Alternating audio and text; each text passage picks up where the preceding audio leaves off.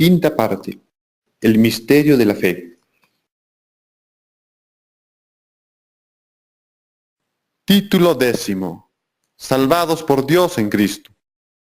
Todos los problemas particulares del hombre en el mundo son por haberse alejado de la verdad de Dios, y al final todos obcecados y desesperados en la búsqueda de soluciones terminan de mal en peor, por insertarse aún más en el conocimiento del mundo y no el de Dios.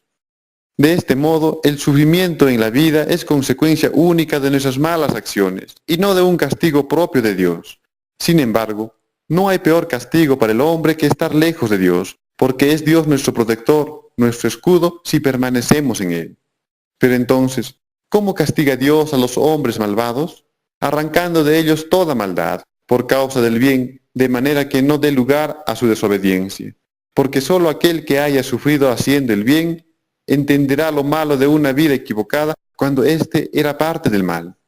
Así también todo aquel que haya sufrido por causa de lo malo gozará del pleno conocimiento al adquirir buen juicio, o sea, la verdad de Dios.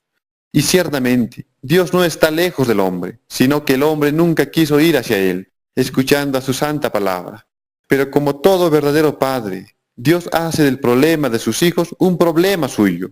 Es ahí donde nace el Evangelio, es ahí donde nace Jesús en la tierra, para compungirnos y arrancarnos de todo aquello malo y que creyeron bueno en nuestros corazones. Y muchos se preguntan, ¿cuándo nació Jesucristo? Nadie excepto sus padres terrenales y Dios Padre lo sabe. Y la Santa Biblia no lo menciona. Por eso las personas no saben cuándo vino al mundo, pero el secreto de su nacimiento guarda relación con la pregunta, ¿cuándo retornará? Entonces, la venida de Jesús es por gracia de Dios, y no por atención o buen mérito de nuestras acciones, sino por la misericordia infinita de Dios amor, y para el bien de los hombres en el mundo, que buscan solución a sus problemas y no la encuentran, porque están confundidos y no saben lo que hacen. Porque los hombres desconocen la verdad que los haría libres de sus propios temores debido al ideal terrenal mortal. Además, Jesús responde por un lado al misterio del plan de salvación que nos tenía reservado Dios a los hombres, y por otro lado, al cumplimiento de las promesas de Dios hechas a su pueblo a lo largo de la historia, y con miras hacia toda la humanidad. Este plan de salvación de Dios le restituirá al hombre la gloria divina con la que contaba al inicio, de tal manera que ahora el hombre puede poseer el Espíritu Santo, es decir, el conocimiento de la verdad. Puede poseer también la vida eterna o inmortalidad, y que además puede ser considerado heredero de todo aquel paraíso creado por Dios. ¿Cómo? Primero, el hombre debe tener la voluntad de ser lleno del Espíritu Santo, es decir, el conocimiento de la verdad, mediante la firme convicción de vivir según la verdad. Segundo, el hombre debe de tener la firme convicción de que la vida solo en Dios cobra verdadero sentido, es decir, el hombre debe de reconocer de todo corazón que necesita de Dios, porque sólo así empieza a adquirir vida su fe en Dios. Y tercero, el hombre debe de esforzarse por mantenerse en la verdad y hacer que las demás personas lo hagan también, porque ahora sí su fe en Dios adquiere vida plena.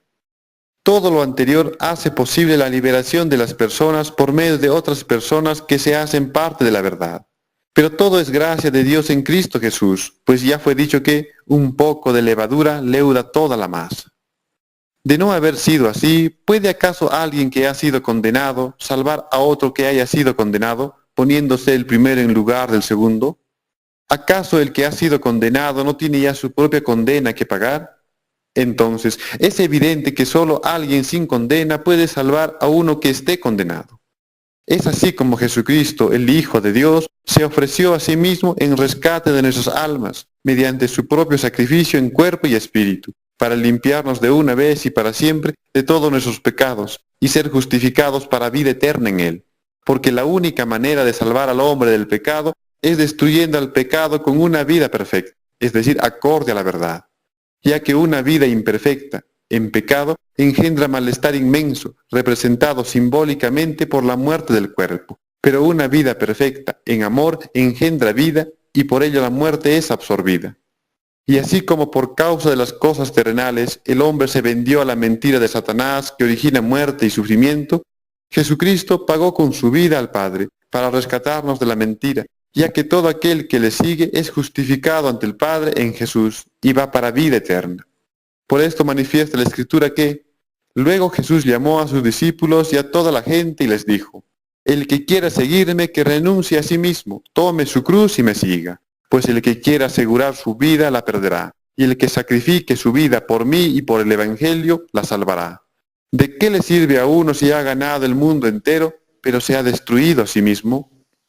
Por ello, Jesucristo, por amor a los hombres, pagó con su propia vida en carne, con la finalidad de limpiarnos del pecado que origina muerte y sufrimiento, para llevarnos a la vida. ¿Se preguntan cómo? Sometiéndose a nuestra condición mortal para entregar su propia vida al mundo de los muertos, y que los muertos puedan vivir por causa de él.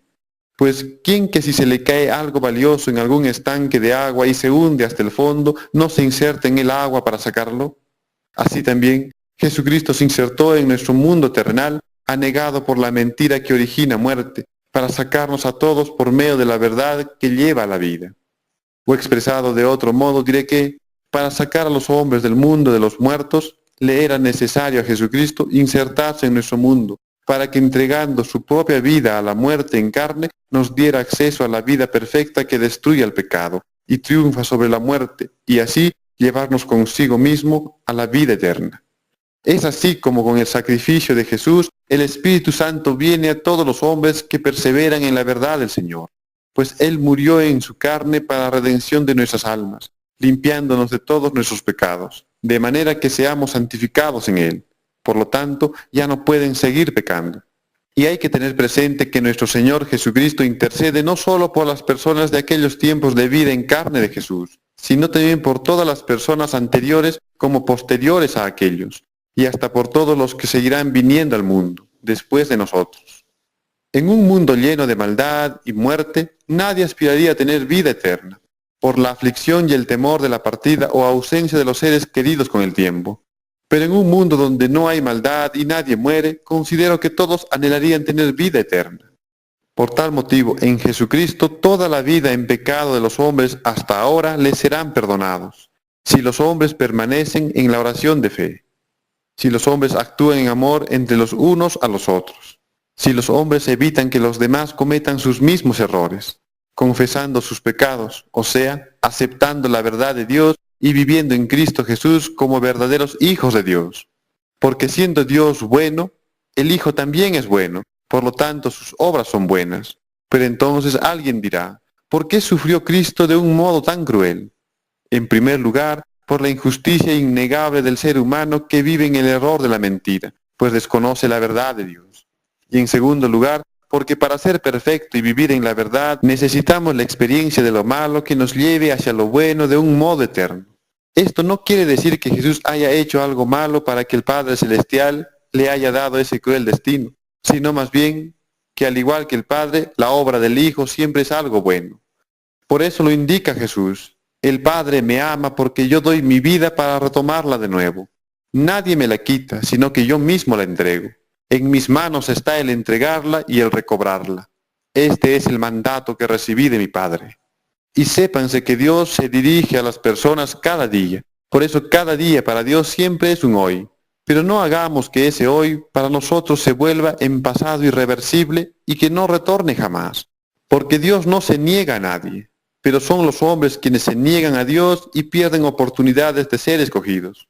Porque es como ya fue anunciado, muchos son llamados, pero pocos los escogidos.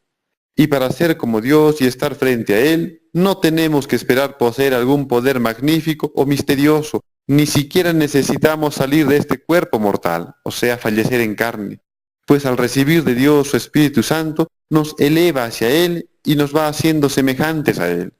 Y el poder de Dios se refleja en sus buenas obras. Por tal motivo, nos enseña que la vida en amor a la que Dios nos invita, nos une en un mismo espíritu, pero la muerte por causa del pecado separa a las personas. Entonces, ¿por qué la necesidad de que mueran las personas? Porque es la prueba más cierta de que Dios amor extrae siempre lo bueno de lo malo, mientras que el pecado hace de lo bueno algo malo. Además, esa acción de Dios es el ejemplo más claro de que, mientras que el amor edifica a partir de lo bueno o lo malo de algo y para bien, el pecado no busca edificar, sino destruir todo lo bueno que hace bien. Por eso, quien censura cualquier acción emprendida y lo clasifica como algo bueno, o sea, amor, o algo malo, es decir, pecado, es únicamente Dios. Y no hay pecado más grave que uno rechace su propia naturaleza divina. Por eso, no tengan miedo a anunciar abiertamente las cosas que les inspire el Espíritu y a actuar conforme a Él. Pero para ello, sepan que para que alguien entienda los misterios de Dios es necesario primeramente que tenga la mente abierta a todo lo increíble de Dios y no cerrada a sus propios conocimientos.